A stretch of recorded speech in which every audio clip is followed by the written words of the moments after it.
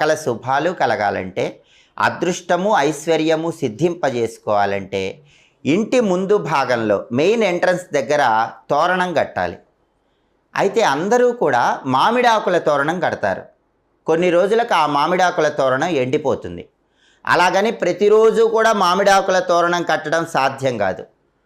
కాబట్టి దీనికి ప్రత్యామ్నాయంగా ఒక శక్తివంతమైన తోరణాన్ని మీ ఇంటి ముందు భాగంలో సింహద్వారం దగ్గర కట్టాలి. అదే ధాన్య తోరణం.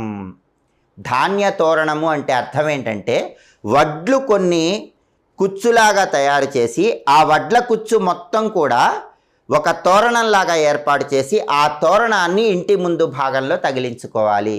దీన్నే ధాన్య తోరణము అనే పేరుతో పిలుస్తారు. శ్రీ మహాలక్ష్మీదేవికి ధాన్యం అంటే చాలా ఇష్టం, వడ్లంటే ఇష్టం. అందుకే అష్టలక్ష్ములలో ధాన్యలక్ష్మీదేవి అనుగ్రహం ఉన్న ఇల్లు సిరి సంపదలతో తొలతూగుతుంది.